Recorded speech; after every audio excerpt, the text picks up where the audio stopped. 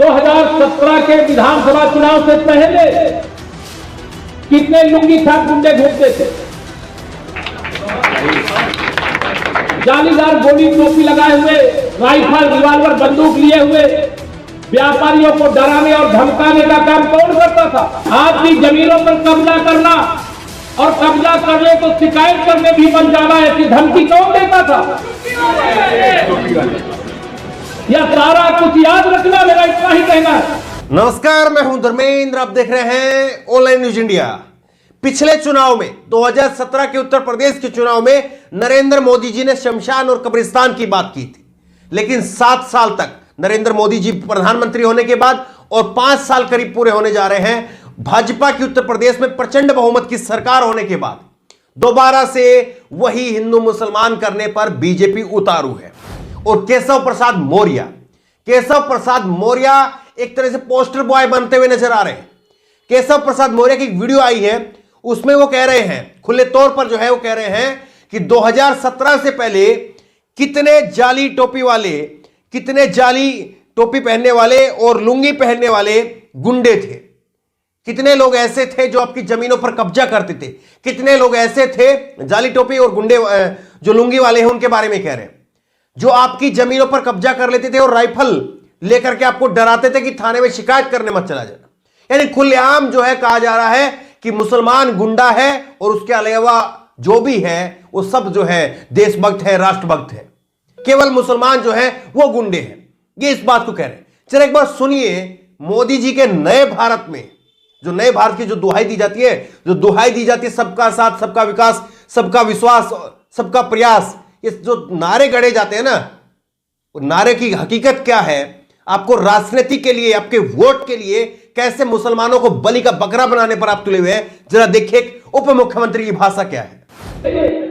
2017 के विधानसभा चुनाव से पहले कितने लुंगी छाप गुंडे घूमते थे, जालीदार गोली टोपी लगाए हुए, राइफल रिवाल्वर बंदूक लिए हुए व्यापारियों को डराने और धमकाने का काम कौन करता था? आपकी जमीनों पर कब्जा करना और कब्जा करने को शिकायत करने भी बन जाना, ऐसी धमकी कौन देता था? यह सारा कुछ याद रखना, मेरा इतना ही कहना है। मैं कोई ऐसी बात नहीं कर रहा हूं जो कोई ऐसी बात नहीं हुई होगी। या पूरा अगर मैं प्रयागराज की बात करूं तो सिविल लाइन के पूरे क्षेत्र को बहुत ही शांतिपूर्ण इलाका माना जाता था। शर्मनाक है, घोर शर्मनाक है कि एक उप मुख्यमंत्री खुलेआम ये कहता है कि जाली टोपी वाले जो लुंगी वाले हैं वो गुंडे थे। आप ये बताइए किस धर्म में, किस मजहब में, किस जाति में गुंडे नहीं हैं? बताइए, क्या हिंदुओं में गुंडे नहीं हैं? क्या मुसलमानों में गुंडे नहीं हैं? क्या सिख ईसाइयों में गुंडे नहीं हैं? क्या जाटों में, ब्राह्मणों में, दलितों में, यादवों में, कौन सी जाति, धर्म, ऐसा मजहब ऐसा है जिसमें गुंडे और शरीफ नहीं है? हर कहीं गुंडे हैं, हर कहीं शरीफ हैं, लेकिन आपको आपकी राजनीति के लिए केवल एक धर्म को टारगेट करना है, एक मजहब के, एक समुदाय विशेष के लोगों को टारगेट करना है। शर्म कीजिए। आप वही है ना, आप लुंगी टोपी की बात कर रहे हैं, लोगों ने इनको लुंगी टोपी दिखा दी है। आप वही हैं जो स्टूल पर बैठा दिए थे। ये तस्वीर आप देखिए, इस तस्वीर के अंदर इस स्टूल पर बैठे हुए नजर आ रहे केशव प्रसाद मौर्य, और इनके बगल में जो शख्स बैठे हैं उन्होंने पजामा पहना है, पैंट पहनी है, धोती पहनी है, लुंगी पहनी, क्या पहनी है? यहीं से शुरुआत करते हैं। दूसरी तस्वीर आप देखिए, ये जो चीन के राष्ट्रपति के साथ में जो हाथ ऐसे मिला करके हाथ मिला रहे हैं, वो कौन शख्स है? उन्होंने क्या पहना हुआ है? उन्होंने लुंगी पहनी हुई, कुछ और पहना हुआ है। इसके नीचे आप देखिए राजनाथ सिंह, देश के मौजूदा समय पर देश के रक्षा मंत्री हैं, बीजेपी के कद्दावर नेता, उन्होंने सर पर क्या पहना हुआ है? जाली टोपी। वो गुंडे हैं। नीचे आप देखिए शहनवाज हुसैन, उनके साथ में सुशील मोदी, उन्होंने क्या पहना हुआ है? बीच में जो है वो रविशंकर प्रसाद जो कानून मंत्री रहे हैं।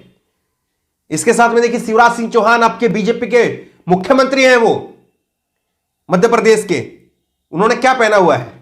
लेकिन आपको एक धर्म को बदनाम करना है, खुलेआम लगे हुए हैं। मथुरा से इनकी शुरुआत हुई थी कि मथुरा में ये कर देंगे 6 तारीख को, वहां से शुरुआत हुई थी और अब लगातार जो है उसी लाइन पर चलते जा रहे हैं। कमाल की बात है। ये देखिए प्रशांत ने लिखा है इस बार बलि का बकरा बनेगा ये मौर्या, तोगड़िया, कटियार, कल्याण सिंह, उमा भारती, न जाने कितने दरी फट्टे बिछाने वाली जातियों के नेताओं को मूर्खनंद बना दिया बीजेपी ने। ये तो स्टूल मंत्री ठहरा। तो वाकई ये समझना चाहिए इन जैसे लोगों को, इन जैसे नेताओं को, कि कोई ज्यादा हैसियत नहीं है, ज्यादा औकात नहीं है। देखिए, उप मुख्यमंत्री के लिए आप कहेंगे कि बेहद कठोर शब्द है, मैं भी मानता हूं कि कठोर शब्द है, लेकिन क्या उप मुख्यमंत्री साहब जो कि संवैधानिक पद पर बैठे हैं, क्या उनके लिए, क्या उन्होंने अपना फर्ज का निर्वहन किया? क्या वो अपने फर्ज को निभा रहे हैं? बेहद सीधा सा सवाल है। और उनकी अगर आलोचना ना की जाए तो फिर किसकी आलोचना की जाए? उनको अगर आईना ना दिखाया जाए तो किसको आईना दिखाया जाए? ये देखिए, आप विनोद कापड़ी ने इसको लेकर के लिखा है कि ये लोकतांत्रिक देश के उप मुख्यमंत्री है नरेंद्र मोदी जी का नया भारत और शर्मनाक भारत। वाकई शर्मनाक भारत है। इस भारत के बारे में अगर आप कहीं पर जिक्र करेंगे तो कोई यकीन नहीं करेगा कि भारत ऐसा है। देखिए, आप संजय थानवी है कि ट्विटर यूजर, इन्होंने लिखा है, यही तो बीजेपी संघ का एजेंडा है। चुनाव को टोपी लुंगी भगवा बना दो, तैरती लाशें, गायब कफन को भुला दो, मजदूर पलायन की पीड़ा याद नहीं आए, महंगाई, बेरोजगारी, किसान, महिला अत्याचार, पेट्रोल, डीजल, गैस जैसे मुद्दों पर जनता का ध्यान न जाए, धर्म जाति की खेती कर वोटों की फसल काटने वाले। तो यही सब कुछ है। इनके भाषणों में आपको स्कूलों की बात नहीं मिलेगी, कॉलेजों की बात नहीं मिलेगी, अस्पतालों की बात नहीं मिलेगी, सड़कों की बात नहीं मिलेगी, कितने लोगों का जो है जीवन सुधारा, कितने लोगों को रोजगार दिया, महंगाई कितने कम की, कितनी महिलाओं को सुरक्षा दी, वो बात नहीं मिलेगी। बात क्या मिलेगी? वो मुसलमान है, ये हिंदू है, ये लुंगी वाले हैं, ये टोपी वाले हैं। बस ये जो है वो बीजेपी की राजनीति है। और ये उस बीजेपी की राजनीति है जो इतने दिनों तक सत्ता में रही है। जब ये हाल है इनका, और अगर सत्ता में ना हो तो सोचिए फिर क्या हो। आमिर खान एक ट्विटर यूजर है, इन्होंने लिखा है, अपने ही देश की मस्जिद तोड़कर कौन सी बहादुरी है? मर्द है तो अरुणाचल प्रदेश में चीन का बनाया हुआ गांव तोड़ करके दिखाओ। ये ना हुई तुम फर्जी कायर देशभक्तों से। तो वाकई जो है अरुणाचल के बारे में कोई भी बात नहीं करता है कि अरुणाचल प्रदेश में क्या हो रहा है। जहां पर एनडीटीवी से लेकर के अमेरिका तक के संसद में रिपोर्ट छप गई, उस पर कोई चर्चा नहीं करता है। महंगाई किस तरह से होगी उस पर कोई चर्चा नहीं करता है। लेकिन मत भूलिए साहब, इस कुर्सी पर, ये कुर्सी सदा नहीं रहेगी। ये कुर्सी अगर आपको लग रहा है कि हिंदू मुसलमान करने से दोबारा से मिल जाएगी, और कभी कभी तो ऐसा लगता है कि केशव प्रसाद मौर्य को किसी ने यह तो नहीं कह दिया कि उनकी टिकट कटने वाली है। केशव प्रसाद मौर्य वो इस तरह से बयान तो नहीं देते थे, लेकिन किसी ने उनको बहका तो नहीं दिया है कि उनकी टिकट कटने वाली है, उनको इस बार टिकट ही नहीं मिलेगी विधानसभा की। और इसीलिए जो है वो अनाप शनाप बयान देते जा रहे हैं। मथुरा का बयान दिया कि पहले अयोध्या फिर काशी और अब मथुरा की तैयारी है, ये बयान दिया इन्होंने। और अब ये बयान, ये कुर्सी, ये पावर, ये शक्ति, ये ताकत, ये सत्ता ये हमेशा नहीं रहेगी। ये आज है कल नहीं होगी। ये कंगना रनौत को आप देखिए, कंगना रनौत जो है वो माफी मांग रही है। माफी मांग करके उनको निकलना पड़ा वहां से, कंगना रनौत को, क्योंकि घेर लिया किसानों ने। और ये भी इसी तरह से जो है वो किसानों को, वो बूढ़ी महिलाएं जो किसान आंदोलन में शामिल थी, उनको 100-100 रुपए की भाड़े की किराए की औरतें बता रही थी। लेकिन जब लोगों के बीच में गई तो लोगों ने ऐसा घेरा, आपके पास में सत्ता है, पावर है, अभी आपके पास में जो है सिक्योरिटी है, सब कुछ है, लेकिन कितने दिनों तक ऐसे ही बयान देते रहेंगे तो जनता सिर माथे पर बैठाएगी। जनता समझदार है। जनता को स्कूल पर, कॉलेज पर, अस्पताल पर, शिक्षा पर, बेरोजगारी पर, महंगाई पर, उस पर बात सुननी है। उस पर बताइए आपने 7 साल में क्या काम किया। डबल इंजन की सरकार चल रही, उस पर बताइए, उस पर बोलिए। लेकिन कमाल करते हैं कोई छुट भइये नेता की तरह से एक उप मुख्यमंत्री की भाषा, जाली टोपी वाले, लुंगी वाले। क्या आपके यहां पर मंत्री नहीं है? क्या आपके यहां पर मुसलमान नहीं है जो जाली टोपी पहनते हैं, जो लुंगी पहनते हैं? फिर एक धर्म विशेष को लगातार टारगेट करना। इसी तरह से गुरुग्राम में मचाया हुआ है आतंक। हरियाणा के गुरुग्राम में किस तरह से आप देख रहे हैं, हर शुक्रवार को एक आतंक का ट्रेलर होता है वहां पर। ये सब कुछ किस लिए? ये सब कुछ उत्तर प्रदेश के चुनाव के लिए। लेकिन क्या उत्तर प्रदेश की जनता इतनी मूर्ख है? क्या उत्तर प्रदेश के लोग इतने पागल हैं? अगर उत्तर प्रदेश के लोगों ने इस तरह की राजनीति में आकर के, अगर फिर से जो है इस तरह की राजनीति के लोगों को फिर से अगर उत्तर प्रदेश के लोग पसंद करते हैं तो फिर ये दुर्भाग्य कहा जाएगा। देखिए, ये स्टेटमेंट कही जा सकती है जो मैं बोल रहा हूं, लेकिन आप सोच करके देखिए, क्या यह सही है? आप इस तरह की भाषा देने वाले लोगों को चुने, यह सही है क्या? ऐसे भाषा देने वालों को पहले तो विवादित बयान भी नहीं, अब जो है विवादित बयान भी नहीं कहते, मीडिया के अंदर छोड़ दिया है।